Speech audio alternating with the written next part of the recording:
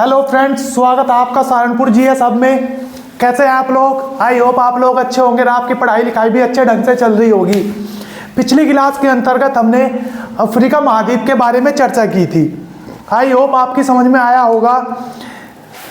आज हम आगे की बात करते हैं। पहले 2 मिनट हम जो हमने पिछली क्लास के अंतर्गत अफ्रीका महाद्वीप के बारे में पढ़ा था, समझा था, उसको एक बार रिकॉल करते हैं, फिर उससे आगे बढ़ते हैं।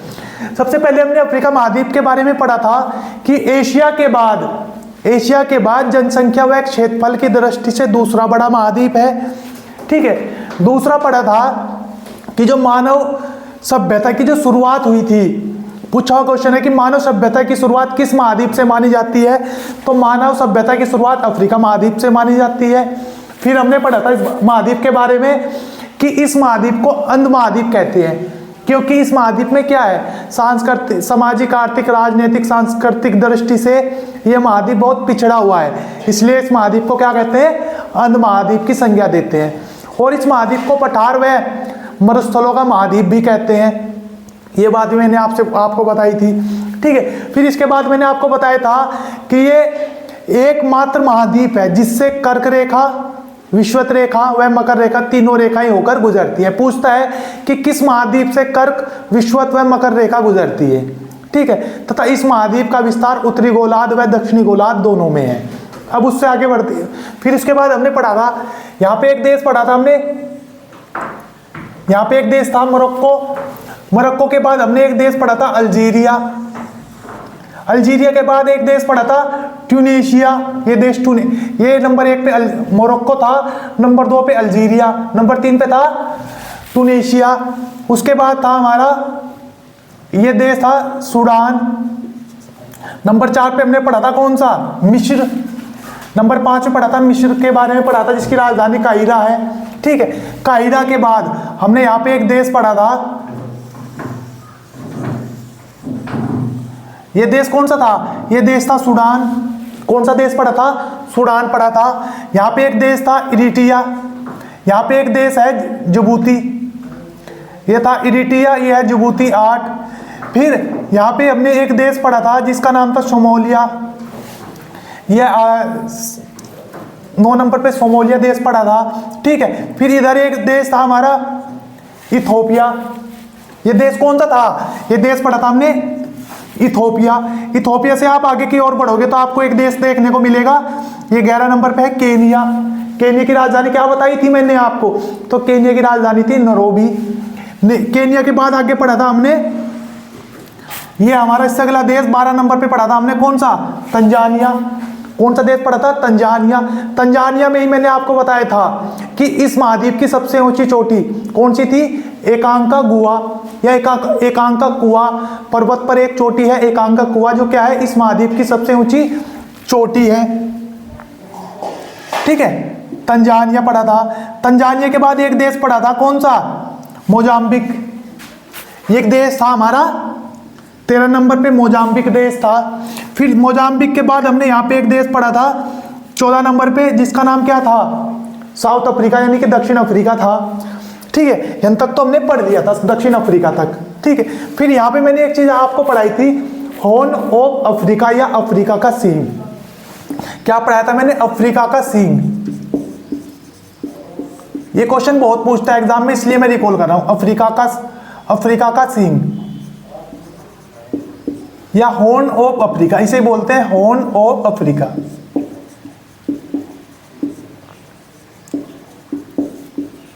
मैंने बताया था हॉर्न ऑफ अफ्रीका के अंतर्गत हमने 4 देश बताए थे कि हॉर्न ऑफ अफ्रीका के अंतर्गत 4 देश आते हैं। तो इसके अंतर्गत हमारा एक तो आता है, हॉर्न ऑफ अफ्रीका के अंतर्गत आता है, एक तो आता है इरिट्रिया, जिबूती, सोमालिया और इथोपिया। इरिट्रिया, जिबूती, सोमालिया और इथोपिया, इन 4 देशों को क्या कहते हैं, अफ्रीका का सींग कहते हैं। ठीक है। फिर नैरोबी में मैंने एक पर्वत बताया था, माउंट कीनिया पर्वत पढ़ाया था। कौन सा पर्वत, नैरोबी में, केनिया में माउंट कीनिया पर्वत पढ़ाया था। तंजानिया में मैंने आपको कौन सा पर्वत पढ़ाया था, तंजानिया में पढ़ाया था एकांका कुआ पर्वत पढ़ाया था। ठीक है। जब आप ये दक्षिण अफ्रीका यानी कि साउथ अफ्रीका, इससे ऊपर की ओर देखोगे आपको एक देश देखने को मिलेगा, नामाबिया। नामीबिया। ये कौन सा देश है?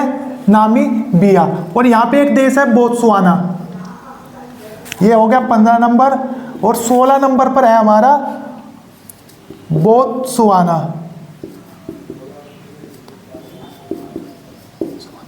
कौन सा देश है? बोत्सवाना देश है। फिर इस नामीबिया के उत्तर में आपको एक देश देखने को मिलेगा, अंगोला। ये 17वां देश हो गया इस महाद्वीप का, अंगोला। ठीक है। फिर अंगोला के आप इधर देखोगे तो आपको एक देश देखने को मिलेगा यहां पे इस प्रकार से। इस देश का नाम है जाम्बिया।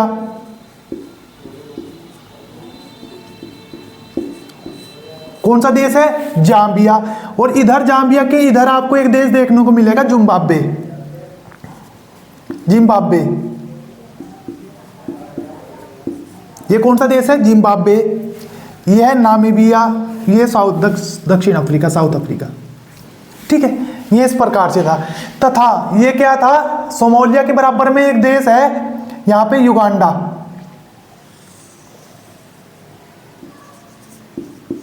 कौन सा देश है? युगांडा देश है। ये कौन सा देश हुआ? युगांडा देश हुआ। फिर आप अंगोला के उत्तर में देखोगे तो आपको एक देश देखने को मिलेगा, कांगो।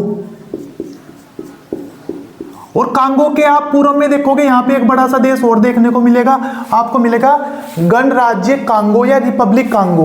कौन सा? तो आपको मिलेगा कांगो गणराज्य।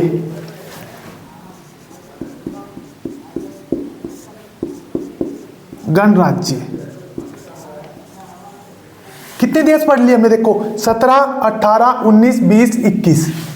और अफ्रीका महाद्वीप में मैंने आपको बताई थी टोटल कंट्री कितनी थी? 54, यानी कि 54 कंट्री है इसमें।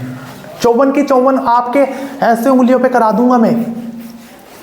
54 की 54 कंट्री में आपको ऐसे उंगलियों पे करा दूंगा, क्योंकि यहां से क्वेश्चन बनता है कि साउथ अफ्रीका महाद्वीप का कौन सा देश स्थल आवध है। तो हम इसमें एक आधा देश तो स्थल आवध नहीं है, इसमें बहुत सारे देश स्थल आवध है। तो हम क्या करेंगे? हम जो जल से सीमा लगा रहे हैं देश, उन सबको याद कर लेंगे। बाकी देश हमें पता ही कैसे होंगे, स्थलावध देश होंगे। ठीक है। क्योंकि हमें पता है सारे के सारे देश कैसे देख पढ़ रहे हैं हम। बाउंड्री के जो आसपास है, समुद्र के आसपास है, वो कैसे हैं? वे सारे के सारे जलीय सीमा लगाते हैं। और हमें पता है, जैसे कि हम पढ़ते आ रहे हैं, इधर हमारा हिंद महासागर, अटलांटिक महासागर, भूमध्य सागर। यहाँ पे सुएज नहर पढ़ाई थी मैंने। और मैंने आपको बताया था जो जिब्राल्टर जल संधि है, उसे ही क्या कहते हैं हम? भूमध्य सागर का प्रवेश द्वार। उसे क्या कहते हैं हम? भूमध्य सागर का प्रवेश द्वार कहते हैं। ठीक है। अब देखो यहां पे मैंने आपको साउथ अफ्रीका में एक जगह बताई थी, केप टाउन। यहां पे एक स्थान था केप टाउन। कौन सा स्थान था? एक स्थान था केप टाउन। और ये देश है मिस्र या इजिप्ट। इजिप्ट की राजधानी है काहिरा।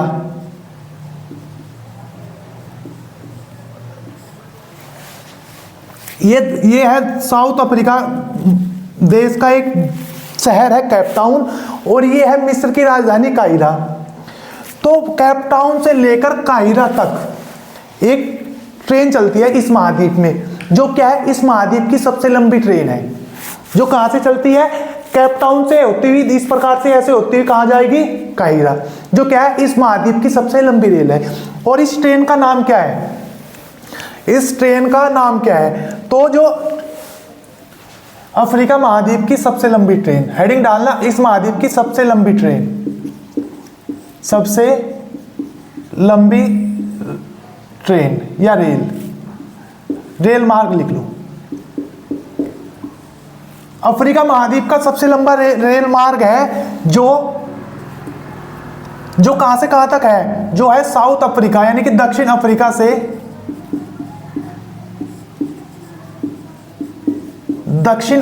से मिस्र तक चलती है। मिस्र तक चलती है। तो दक्षिण अफ्रीका का एक शहर है केप टाउन, और मिस्र की राजधानी है काहिरा।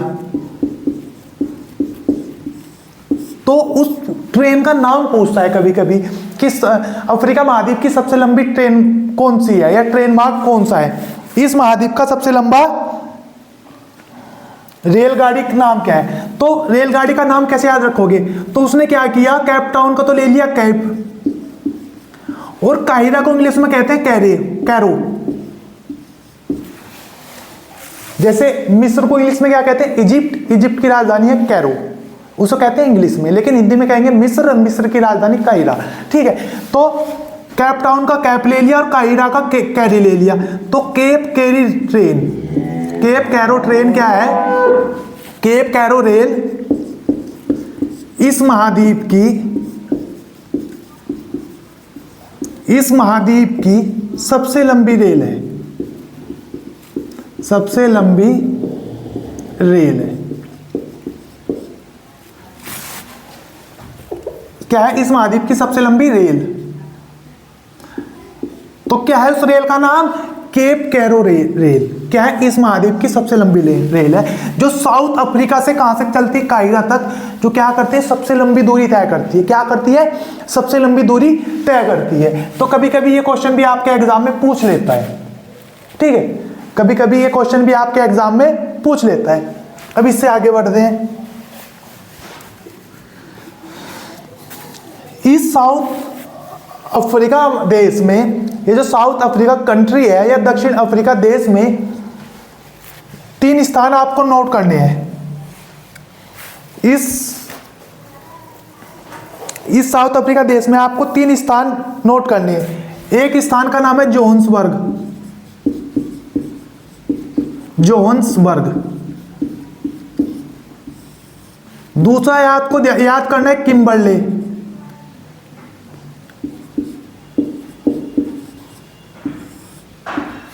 और तीसरा स्थान आपको ध्यान रखना है पिंटोरियो, पिंटोरियो। ठीक है, ये 3 आपको क्या करने हैं, ध्यान याद रखने हैं। देखो क्या क्या है, ये तीनों के तीनों शहर ये हैं दक्षिण अफ्रीका देश के। कहां के हैं, दक्षिण अफ्रीका देश के क्या है, शहर है, जिसमें इनकी कुछ विशेषता है। जैसे आपसे पूछता है गोल्डन सिटी किसे कहते हैं, डायमंड सिटी किसे कहते हैं, इस प्रकार से आपसे पूछता है। तो जोहान्सबर्ग क्या है, जोहान्सबर्ग से हमें कौन से जोहान्सबर्ग से हमें सोने की प्राप्ति होती है। किसकी प्राप्ति होती है, सोने की प्राप्ति।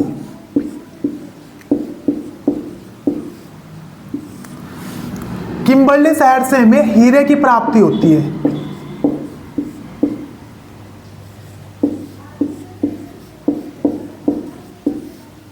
और प्रिंटोरियो इसकी क्या है, दक्षिण अफ्रीका की राजधानी है।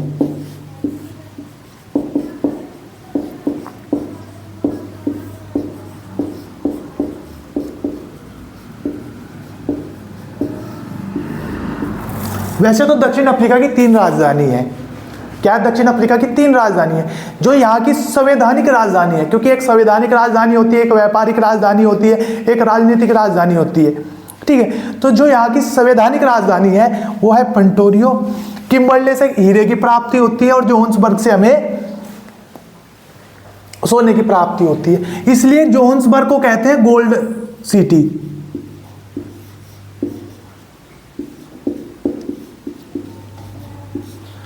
पूछ लिया आपसे सोन नगरी या सोने की नगरी, वो वाला गुड नाइट वाला सोना नहीं, गोल्ड आभूषण वाला सोना, सोने की नगरी।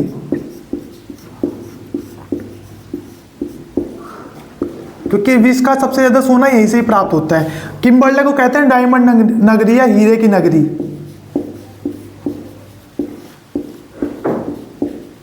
तो हीरे की नगरी किसे कहते हैं, किम्बरले को कहते हैं। तो ये चीजें आपको क्या रखनी है, ध्यान रखनी है कि जोहान्सबर्ग से सोने की प्राप्ति होती है, किम्बरले से हीरे की प्राप्ति होती है। जोहान्सबर्ग से क्या सोने की प्राप्ति होने के कारण जोहान्सबर्ग को गोल्ड नगरी गोल्ड सिटी, किम्बरले को डायमंड सिटी, और प्रिटोरिया क्या है, वहाँ की राजधानी है। क्योंकि जब गांधी जी अपना सत्याग्रह कर रहे थे, जब गांधी जी अब्दुल माजिद का केस लड़ने के लिए कहाँ गए थे, साउथ अफ्रीका गए थे ना 1893 के आसपास। तब जब वे केस लड़ा, केस में उन्होंने सफलता भी प्राप्त कर ली। उसके बाद आपको पता है इस देश में क्या था, नस्ल भेदभाव था, काले और भूरे में क्या करते थे, डिफरेंस करते थे। तो उसके लिए गांधी जी क्या कर रहे थे, सत्याग्रह कर रहे थे। तो गांधी जी कहाँ से, प्रिटोरिया से डरबिन जा रहे थे।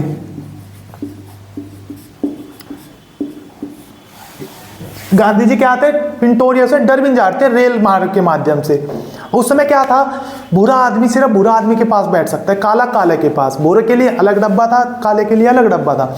लेकिन गांधी जी ने क्या किया, फर्स्ट क्लास टिकट लिया और कहाँ से, भूरो जो जहाँ पे वहाँ के अंग्रेज लोग बैठते थे उनके पास जाके बैठ गए। तो उन्होंने क्या किया, गांधी जी को डरबिन में स्टेशन से उतार दिया। तो वही है प्रिटोरिया से डरबिन, ठीक है। अब इससे आगे बढ़ते हैं, अब इससे आगे देखते हैं। इस साउथ अफ्रीका देश में ही एक पर्वत है जिसे कहते हैं ड्रेकन्सबर्ग पर्वत। कौन सा पर्वत, ड्रेकन्सबर्ग पर्वत। यहीं पे ही एक पर्वत है जिस पर्वत का नाम है ड्रेकन्सबर्ग पर्वत। यहां पे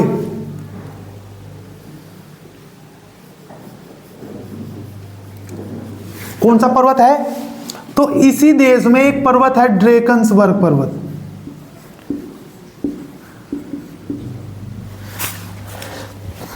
कौन सा पर्वत है, तो इस महाद्वीप में एक पर्वत है जिस पर्वत का नाम है ड्रेकन्सबर्ग पर्वत।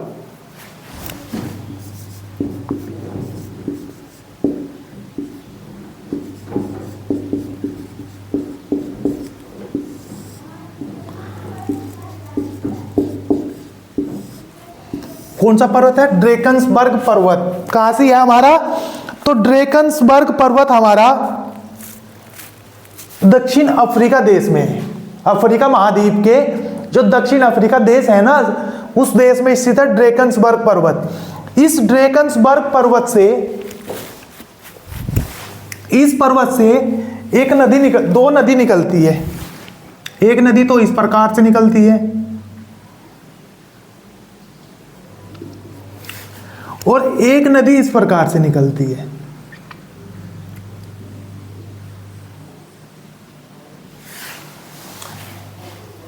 आपसे पूछ लिया कभी ड्रेकन्सबर्ग पर्वत कहां पर है, तो दक्षिण अफ्रीका देश में है, ठीक है। किधर है ये, तो ये इस महाद्वीप के दक्षिण में तथा पूर्वी तट पर, क्योंकि इधर क्या पूर्वी दिशा है तो पूर्वी तट, ये पश्चिम दिशा है तो पश्चिमी तट, तो ये किधर है, पूर्वी तट पर स्थित है। तो इससे दो नदी निकलती है, इसको देते हैं हम 1 नंबर, इस वाली नदी को देते हैं 2 नंबर, ठीक है। तो इस पर्वत से 2 नदी निकलती हैं, इस प्रकार से लगा दो। जो 1 नंबर पे है, इस नदी का नाम है ऑरेंज नदी।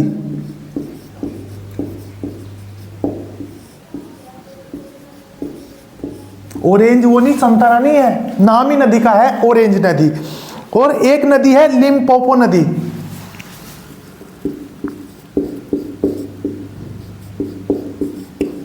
लिम्पोपो नदी, देखो जो ऑरेंज नदी है, पहले यहां पे समझो, उसके बाद खुद ही देखो मैं समझा रहा हूं, उसके हिसाब से आपको लिखना है, क्योंकि लिखने का काम बहुत कम होना चाहिए, समझने का काम ज्यादा होना चाहिए, ठीक है। क्योंकि लिखवाने को तो मैं लिखवा दूंगा कि ड्रेकन्सबर्ग पर्वत दक्षिण अफ्रीका देश में स्थित है, यह एक नवीन मोड़दार वलित पर्वत का उदाहरण है, यह पर्वत दक्षिण अफ्रीका के पूर्वी तट पर स्थित है, ठीक है। यह एक समानांतर पर्वत है, इस पर्वत से ऑरेंज तथा लिम्पोपो नदी का उद्गम होता है। ऐसे नहीं पढ़ना है, ड्रेकन्सबर्ग पर्वत दक्षिण अफ्रीका में इतना है, इतना ही पूछेगा। फिर पूछेगा कि इससे कौन कौन सी नदी निकलती है, इससे ऑरेंज नदी निकलती है और लिम्पोपो नदी निकलती है, वो मैंने यहाँ पे बना दी। ये रही ऑरेंज नदी, ये रही लिम्पोपो नदी। आप समझ ही रहे होंगे कि एक नदी इधर, आपको पता इधर है अटलांटिक महासागर,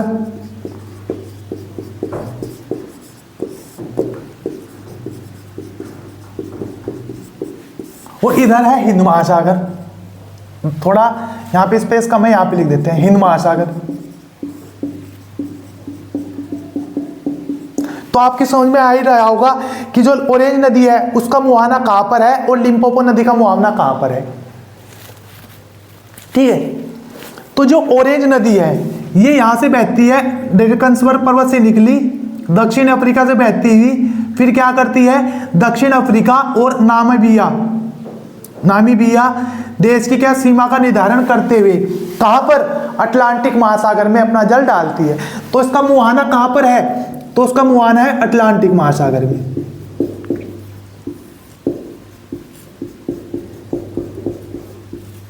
तो मुहाना कहां पर बनाया इसने, ये लिख दिया कहां पे, तो उसने बनाया अटलांटिक महासागर, अटलांटिक महासागर में। मैं सिर्फ जो आपके लिए इंपोर्टेंट नदी है उसके बारे में चर्चा करूंगा, ऐसा नहीं है, ऐसा तो इस महाद्वीप में बहुत सारी नदियां हैं, छोटी नदी बड़ी नदी, पर मैं उनके ऊपर ही बात कर रहा हूं जो इंपोर्टेंट है। ठीक है, दूसरी है लिम्पोपो नदी, इसने अपना मुहाना कहां पर बनाया, तो ये मुहाना बनाती है हिंद महासागर में।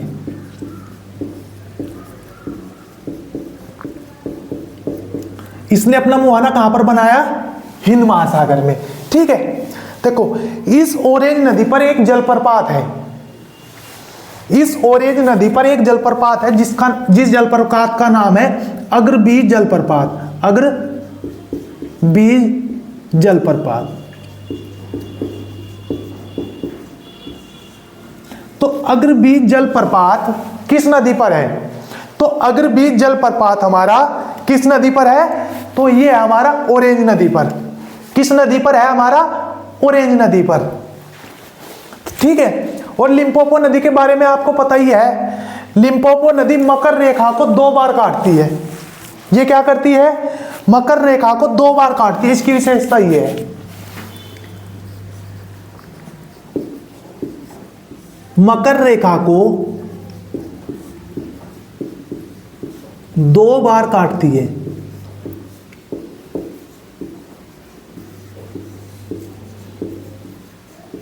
तो मकर रेखा को 2 बार काटने वाली नदी लिम्पोपो नदी। ये नहीं ध्यान रखना कितने देशों से बह रही है, ये कभी नहीं पूछेगा, ये पूछेगा लिम्पोपो नदी का मुहाना कहां से है, हिंद महासागर में।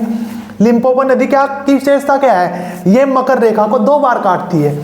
दूसरी नदी मैंने पढ़ाई ओरेंज नदी, ये इसका मुहाना कहां पर है, अटलांटिक महासागर में, और इसकी विशेषता क्या है, इस पे एक जलप्रपात है अग्रबीज जलप्रपात,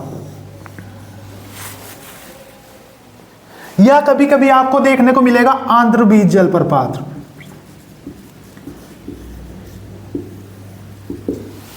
तो अग्रबीज मिले या आंध्रबीज मिले, किसी किताब में अग्रबीज लिखा हुआ, किसी किताब में आंध्रबीज, लेकिन जब आप इसको गूगल या क्रोम वगैरह पे सर्च करोगे तो आपको देखने को मिलेगा अग्रबीज जलप्रपात। ठीक है, लेकिन बुक्स में लिखा हुआ आंध्रबीज जलप्रपात। तो आपको क्या ध्यान रखना, अग्रबीज जलप्रपात और ओरेंज नदी पर, और मकर रेखा को 2 बार काटने वाली नदी है लिम्पोपो नदी। ठीक है, अब इससे आगे बढ़ते हैं। इससे आगे जब आप बढ़ोगे तो आप कहाँ जाओगे, नामीबिया और बोत्सवाना में। इन 2 देशों में कुछ विशेषता है जिनके बारे में हमें अध्ययन करना है। ठीक है, क्योंकि नामीबिया बहुत इंपॉर्टेंट है, क्योंकि जो भारत में अफ्रीकाई जो चीते लाए गए थे वो इस नामीबिया देश से ही लाए गए थे। जो अभी प्रधानमंत्री नरेंद्र मोदी के नेतृत्व में जो अभी कितने थे, 7 कितने चीते लाए गए थे, वो कहाँ से लाए गए थे, नामीबिया देश से लाए गए थे। इसलिए नामीबिया क्या हो जाता है, इंपॉर्टेंट हो जाता है। और इसकी कैपिटल भी पूछता है, तो नामीबिया की कैपिटल है विंडहोक। कैपिटल क्या है इसकी, विंडहोक। इंपॉर्टेंट है, पूछेगा एग्जाम में, ऐसे क्वेश्चन आएगा, एक भी क्वेश्चन स्लिप नहीं होएगा आपसे, बस करते रहो जिस प्रकार से मैं कर रहा। देखो जितनी बार आप स्वयं अपने हाथों से मैप बनाओगे ना, उतना ही क्या होगा, आपके दिमाग में सारी चीजें सेट होती चली जाएंगी। बाकी आप एटलस से भी पढ़ो, समझो। फिर जब आप एटलस को देख लोगे ना, एक बार देखो, 2 बार देखो, 3 बार देखो, फिर उसको क्या करो, हाथ से ड्रॉ करो कि कौन सा देश कहाँ पर है। एक्यूरेट तो बना नहीं पाने के बिल्कुल, कि जैसे एटलस ने बना दिया ऐसे तो बना नहीं पाने के, लेकिन कुछ तो आपकी समझ में आएगा ना कौन सा देश कहाँ पर है। मेरे से कभी किसी ने पूछ लिया कि बताओ युगांडा देश कहाँ पर है, तो मैं बता दूंगा केनिया से लग रही सीमा, तंजानिया से लग रही, इधर कांगो से भी लगी हुई। इस प्रकार से आप क्या करो, खुद के हाथ से ड्रॉ करो। मैं इस नामीबिया देश में एक मरुस्थल है, इस नामीबिया देश में एक मरुस्थल है जिसका नाम है नामीब। कौन सा मरुस्थल? नामीब मरुस्थल। तो कौन सा मरुस्थल है? नामीब मरुस्थल। नामीबिया के बारे में 2 चीज बताई। पूछेगा कि अफ्रीका महाद्वीप के किस देश से प्रधानमंत्री नरेंद्र मोदी ने जो अफ्रीकाई चीते थे वो मंगाए, तो कहां से मंगाए? नामीबिया से मंगाए। नामीबिया की राजधानी विंडहोक। और नामीब मरुस्थल कहां से है? तो नामीब मरुस्थल है हमारा नामीबिया देश में। ठीक है, ये नामीबिया होगा, ये होगा बोत्सवाना देश। नामीबिया और बोत्सवाना देश, इनकी बाउंड्री पर यहां पर एक मरुस्थल है,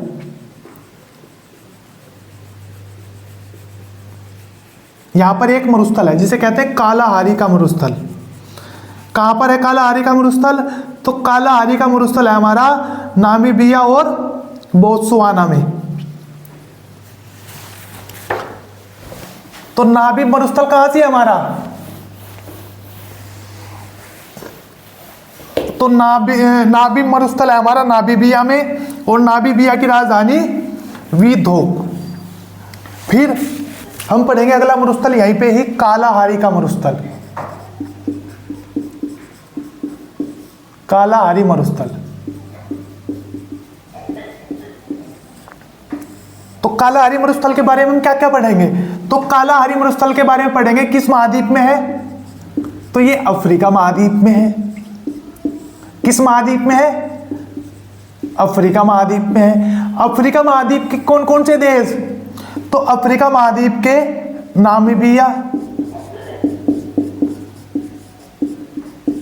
और बोत्सवाना, इन देशों में क्या है? ये फैला हुआ है। कौन सा मरुस्थल? पूछता है कालाहारी मरुस्थल के बारे में, एक चीज पूछता है कि कालाहारी मरुस्थल का विस्तार कितने देशों में है और कौन कौन से देश हैं। तो नामीबिया और बोत्सवाना देश में क्या है? कालाहारी मरुस्थल का क्या है? विस्तार है। ठीक है, इस कालाहारी मरुस्थल में एक जनजाति निवास करती है, बुशमैन जनजाति। बुशमैन जनजाति। तो पूछता है बुशमैन जनजाति किस मरुस्थल में निवास करती है? बुशमैन जनजाति किस मरुस्थल में निवास करती है? कालाहारी मरुस्थल। और पूछ लिया बुशमैन जनजाति किस देश में निवास करती है? तो नामीबिया और बोत्सवाना में। ठीक है, ये जो बुशमैन जनजाति है ये एक आदमखोर जनजाति है, आदमखोर जनजाति है। अब आपके सामने एक शब्द आया आदमखोर। आपके सामने कौन सा शब्द आया? आपके सामने एक शब्द आया आदमखोर। कि सर ये आदमखोर होता क्या है? तो ये जो आदमखोर है ना, इसका मतलब होता है ये जनजाति है ना, कौन सी? बुशमैन जनजाति, ये एक आदमखोर जनजाति है। आदमखोर होता क्या है समझो उसको। आदमखोर होता है ये जो जनजाति है आज भी बहुत पुराने विचारों पर ही निर्भर है। ये आदमियों का कच्चा मांस खा लेती है, यानी कि जीवित मांस खाने में बहुत विश्वास करती है। नहाना 10 दिन तक नहाना नहीं है इसको, जनजाति को। आदमी का मांस खा लिया, तो इसीलिए इसे क्या कहते हैं? आदमखोर, यानी कि जिंदे आदमी का मांस खाने वाली जनजाति है। किसी जनजाति है? जिंदे आदमी का मांस खाने वाली जनजाति कौन सी है? बुशमैन जनजाति, जो कहाँ निवास करती है? कालाहारी मरुस्थल में। और इस कालाहारी मरुस्थल में ही विश्व के सबसे बड़े शुतुरमुर्ग पाए जाते हैं। यदि आपसे पूछ लिया ना कि विश्व के सबसे बड़ी शतुरमुर्ग किस मरुस्थल में पाए जाते हैं? तो विश्व के सबसे बड़े शतुरमुर्ग पाए जाते हैं कालाहारी मरुस्थल में। किस मरुस्थल में पाए जाते हैं? कालाहारी मरुस्थल में पाए जाते हैं। किस मरुस्थल में पाए जाते हैं? कालाहारी मरुस्थल में पाए जाते हैं। ठीक है, तो ये थी हमारी कालाहारी मरुस्थल के बारे में। कहाँ सी है? अफ्रीका महाद्वीप। कौन कौन से देश? Namibia, Botswana. इस कालाहारी मरुस्थल में कौन सी जनजाति पाई जाती है? बुशमैन। बुशमैन कैसी जनजाति है? एक आदमखोर जनजाति। यही डायरेक्ट पूछ लेगा कि निम्नलिखित में से किस जनजाति को आदमखोर जनजाति की संज्ञा दी जाती है? निम्नलिखित में से किस जनजाति को आदमखोर जनजाति की संज्ञा दी जाती है? तो किसे दी जाती है? तो बुशमैन जनजाति को किसकी संज्ञा दी जाती है? तो बुशमैन जनजाति को आदमखोर जनजाति की क्या दी जाती है? संज्ञा दी जाती है। ठीक है, अब इससे आगे बढ़ते हैं। जब आप इससे आगे बढ़ोगे तो आपको अगोला देश में एक पर्वत देखने को मिलेगा, एक पठार, पर्वतीय एक पठार। जब आप आगे बढ़ोगे अपने एटलस में देखोगे तो आपको एक यहां पे वो देखने को मिलेगा, अगोला देश में। ये देश है अगोला, इसको मैं भी रिप कर देता हूं क्योंकि यहां पे एक पर्वत बनाना है। यहां पे एक पठार है, ये यहां पे क्या है? एक पठार है अगोला देश में।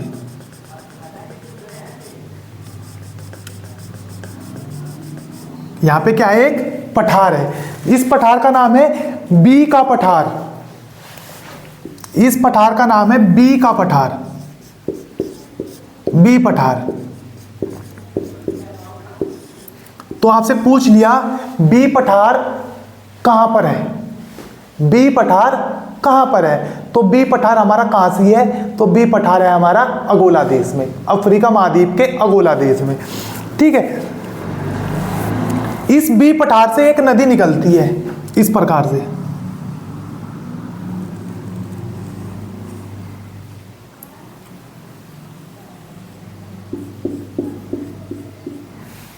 ठीक है, देखो जब आप देखोगे तो यहां पे आपको एक द्वीप देखने को मिलेगा, मेडागास्कर द्वीप, मेडागास्कर द्वीप। और यहां पे आपको कौन सा महासागर देखने को मिल रहा है? हिंद महासागर। तो इस बी पठार से हमने एक नदी देखने को मिल रही है इस प्रकार से। जब आप अपनी एटलस देखोगे तो एक नदी देखने को मिलेगी आपको, जाम्बेजी नदी।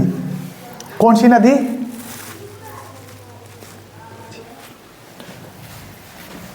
अगोला देश के, अगोला देश, कौन सा देश? अगोला देश। अगोला देश में एक पठार है, कौन सा? बी का पठार।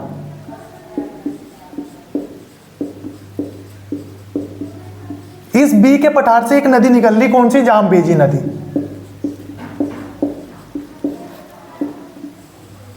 कौन सी नदी? जाम्बेजी नदी। देखो ये नदी निकली कहां से? बी के पठार से, और कहां पे अपना मुहाना बना रही? इसका मुहाना है इस नदी का, जाम्बेजी नदी का। यदि मुहाना आपसे कभी पूछ लिया तो इस नदी का मुहाना है हिंद महासागर में। देखो जब आप अपनी मैप में देखोगे तो आपको यहाँ ये देश मिल रहा, मोजाम्बिक देश। और यही मोजाम्बिक देश में यहाँ पे एक खाड़ी है, मोजाम्बिक खाड़ी, मोजाम्बिक की खाड़ी। कौन सी खाड़ी मिल रही? मोजाम्बिक की खाड़ी। तो ये नदी मुहाना बनाती है मोजाम्बिक की खाड़ी में।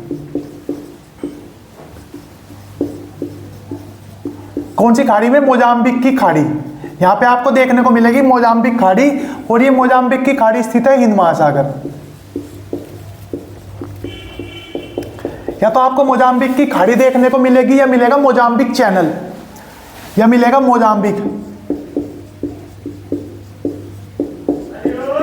Mozambique channel. तो ये जो जाम्बेजी नदी है ये कहाँ से निकली? अगोला देश से निकली, फिर जाम्बिया देश में, फिर जिम्बाब्वे देश में, फिर मोजाम्बिक देश में बहती हुई कहाँ पर अपना मुहाना बनाया? मोजाम्बिक चैनल या हिंद महासागर में क्या करती है? अपना मुहाना बनाती है। ठीक है, तो जाम्बेजी नदी कितने देश में प्रवाहित होती है? 4 देश में। ये 4 देश कौन से हैं? एक देश तो अंगोला हो गया, एक होगा जाम्बिया, एक हो गया जिम्बाब्वे, जिम्बाब्वे। एक देश हो गया हमारा, ये देश है हमारा मोजाम्बिक। ये देश कौन सा है हमारा? इस देश का नाम है मोजाम्बिक।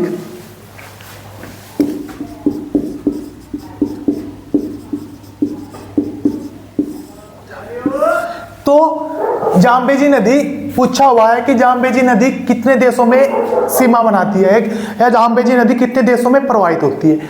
तो जाम्बेजी नदी 4 देशों में बहती है, अंगोला, जाम्बिया, जिम्बाब्वे और मोजाम्बिक। ठीक है, कहां से निकली? बी का पठार। बी का पठार कहाँ है? अंगोला देश में। मुहाना कहां पर बना इस नदी ने? मोजाम्बिक की खाड़ी या मोजाम्बिक चैनल या हिंद महासागर। ठीक है, आप कहोगे सर आप इस नदी पे इतना ध्यान क्यों दे रहे? क्योंकि इस नदी पे ध्यान देने का उद्देश्य यही है क्योंकि इस नदी पर एक जलप्रपात है, जिस जलप्रपात का नाम है विक्टोरिया जलप्रपात।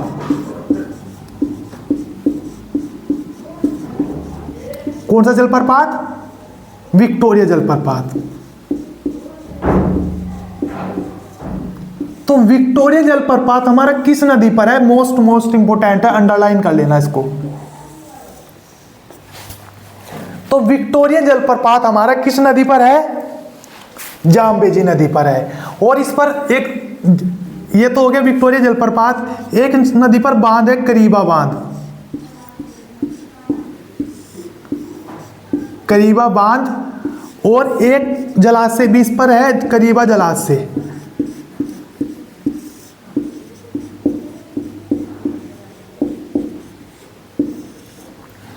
सारे के सारे फैक्ट मोस्ट इंपोर्टेंट है।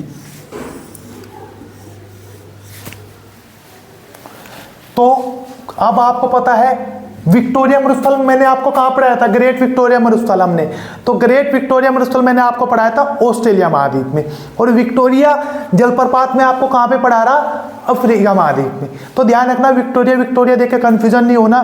मरुस्थल पूछे तो ऑस्ट्रेलिया में, विक्टोरिया जलप्रपात पूछे तो जाम्बेजी नदी अफ्रीका में। ठीक है, करीबा बांध मोस्ट इंपोर्टेंट, ये भी इंपोर्टेंट है, ये भी मोस्ट इंपोर्टेंट, ये भी बहुत बार पूछा हुआ। करीबा बांध किस नदी पर है? देखो करीबा ब, जाम्बेजी ब। ठीक है, इसे विक्टोरिया को विक्टोरिया बना दो आप अपने याद करने के लिए। Victoria Zambezi Kariba. ठीक है, तो समझिए ना कि इस नदी की क्या इंपोर्टेंस है, क्यों मैंने पढ़ाई है आपको। तो जाम्बेजी नदी पर एक जलप्रपात है विक्टोरिया जलप्रपात, एक बांध है करीबा बांध, एक जलाशय है करीबा जलाशय। ठीक है, 4 देशों में बहती है, बी के पठार से निकलती है और मोजाम्बिक चैनल में अपना जल डालती है। कौन सी नदी? जाम्बेजी नदी। कौन सी नदी डालती है? जाम्बेजी नदी। अब इससे आगे बढ़ते हैं, क्या करते हैं? इससे आगे बढ़ते हैं। तो देखो, इस देश का नाम है केनिया, जिसकी राजधानी है नैरोबी। ये देश है तंजानिया, और ये देश है युगांडा। ये देश है Uganda, Kenya, Tanzania. Note heading डाल लो, विक्टोरिया झील। अगली हेडिंग होगी हमारी विक्टोरिया झील। अभी तुमने विक्टोरिया जलप्रपात पढ़ा, अब हेडिंग डालो विक्टोरिया झील।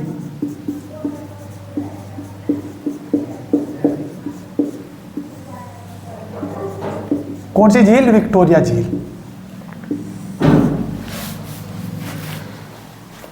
तो केनिया, तंजानिया और युगांडा, इन तीनों देशों की बाउंड्री पर इस प्रकार से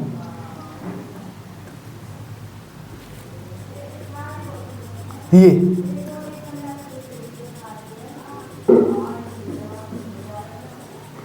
तीन, तो केनिया, युगांडा और तंजानिया। तो विक्टोरिया झील कहां पर है? अफ्रीका महाद्वीप में।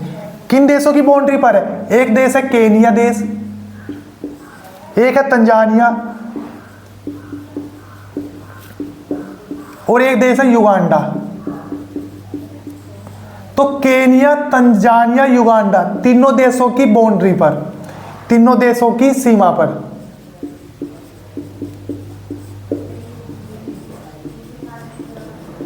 सीमा पर स्थित है।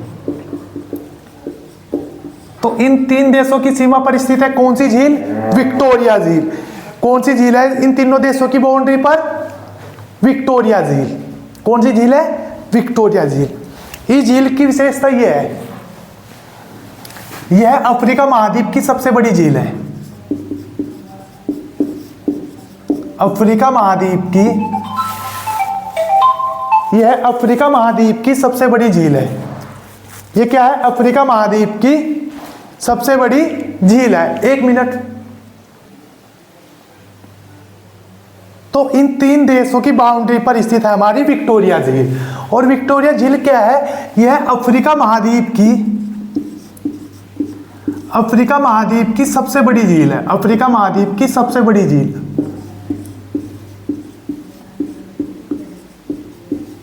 तो अफ्रीका महाद्वीप की सबसे बड़ी झील कौन सी है? विक्टोरिया झील। तथा विश्व की दूसरी सबसे बड़ी मीठे पानी की झील, विश्व की दूसरी बड़ी मीठे पानी की झील।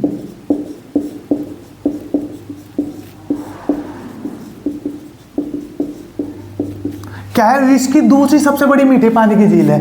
पहली कौन सी है? तो पहली झील है हमारी सुपीरियर झील।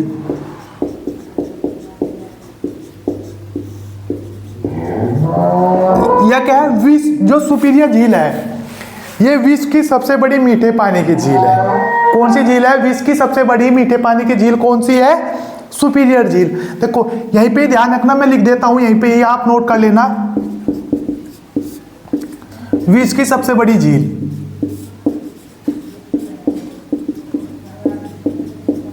यदि आपसे कभी ना तो मीठा पूछा ना खारा पूछा, सिर्फ इतना पूछा विश्व की सबसे बड़ी झील बताओ कौन कौन सी है, तो सबसे बड़ी झील है हमारा कैस्पियन सागर,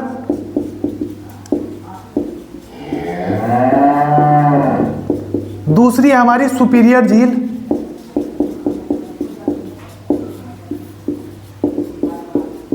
और तीसरी है हमारी विक्टोरिया झील।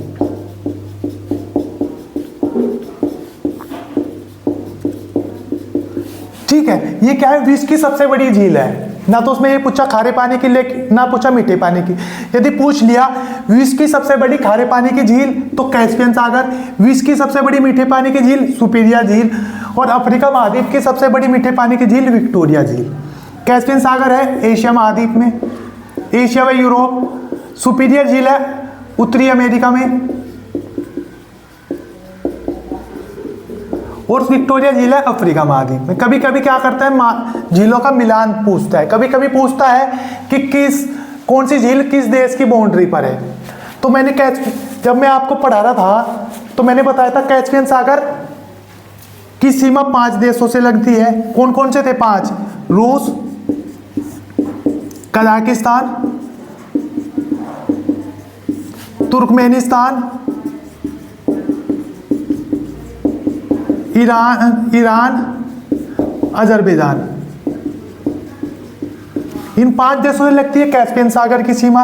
और सुपीरियर झील आपको पता ही था, सुपीरियर झील आपको पता ही था, कनाडा व अमेरिका, कनाडा व अमेरिका।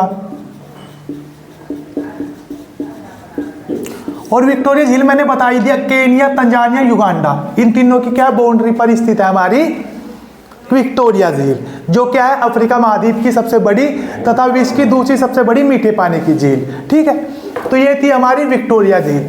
अब आपको ध्यान रखना, विक्टोरिया जलप्रपात, जाम्बेजी नदी, विक्टोरिया झील, 3 देशों की बाउंड्री पर। ठीक है, अब इससे आगे बढ़ते हैं।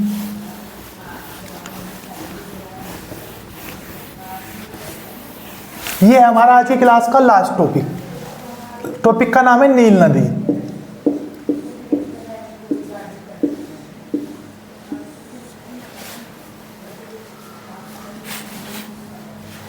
देखो केनिया, ये सोमालिया देश है, ये है इथोपिया।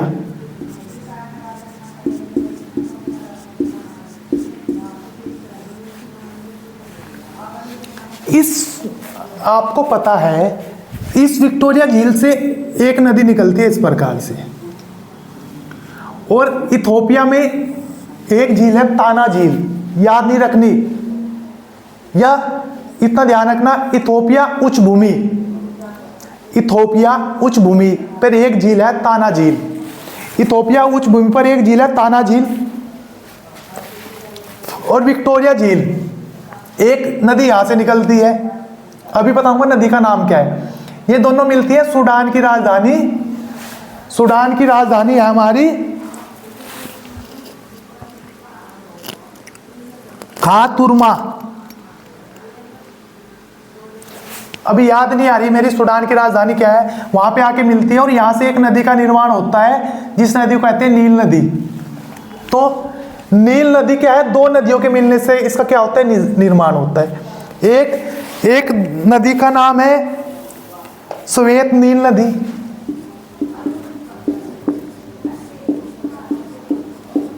एक नदी का नाम है श्वेत नील नदी, एक नदी का नाम है बिलू नदी, बिलू नील नदी,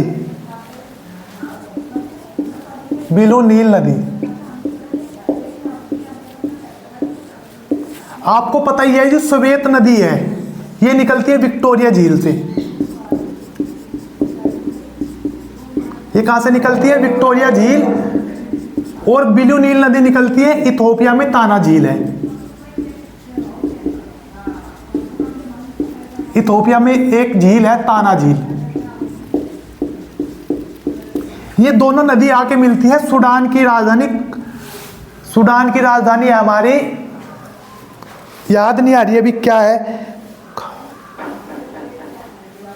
जो भी है, ये आके मिलती है सूडान की राजधानी में। आप देख लेना सूडान की राजधानी क्या है। सूडान की राजधानी में आके क्या करती है,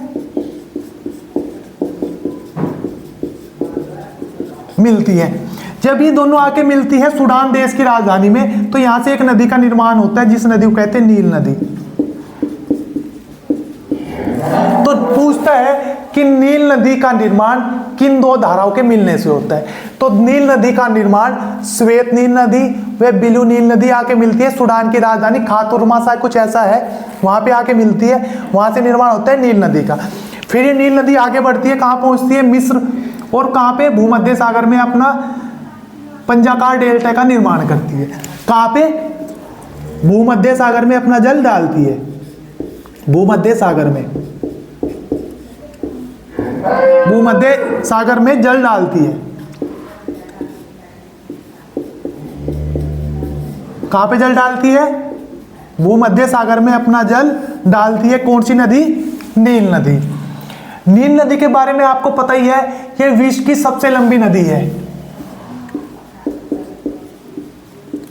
विश्व की सबसे लंबी नदी। तो विश्व की सबसे लंबी नदी कौन सी है, तो विश्व की सबसे लंबी नदी है नील नदी, जिसकी लंबाई है 6695 किलोमीटर। यदि आपसे कभी पूछ लिया कि नील नदी की लंबाई कितनी है, तो नील नदी की लंबाई है 6695 किलोमीटर, और जो क्या है, विश्व की सबसे लंबी नदी है। विश्व की सबसे लंबी नदी नील नदी, और दूसरी है अमेजन नदी, जो कहां से है, अफ्रीका दक्षिण अमेरिका महाद्वीप में। ठीक है, नील नदी को कहते हैं मिस्र का वरदान, मिस्र का वरदान, या इसे कहते हैं मिस्र की देन, मिस्र की देन। क्योंकि जो मिस्र की इकोनॉमी है वो इन दो ही नदियों पर निर्भर करती है, एक तो स्वेज नहर, एक नील नदी। क्योंकि नील नदी जहां से प्रवाहित होती है, क्योंकि मिस्र एक ऐसा कैसा देश है, एक मरुस्थलीय देश है, और जब ये नदी प्रवाहित होने लगी तो क्या होने लगी, यहाँ खेती बाड़ी होने लगी। कुछ अर्थव्यवस्था इसकी स्वेज नहर पर निर्भर है और कुछ अर्थव्यवस्था इसकी नील नदी पर स्थित है। ठीक है, तो इसीलिए मिस्र का वरदान किसे कहते हैं, नील नदी को। ठीक है, और भूमध्य सागर में क्या करती है, अपना जल डालती है, और कैसे डेल्टे का निर्माण करती है, एक पंजाकार डेल्टे का निर्माण करती है। इस नदी पर एक बांध है जिसका नाम है आशवन बांध।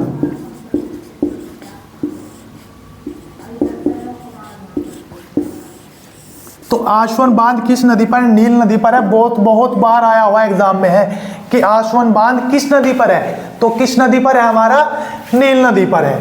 ठीक है, तो ये था आज की क्लास का हमारे कुछ महत्वपूर्ण चीज़ें जिसके बारे में मैंने आपसे बात की। आई होप आपको आज की क्लास अच्छी लगी होगी।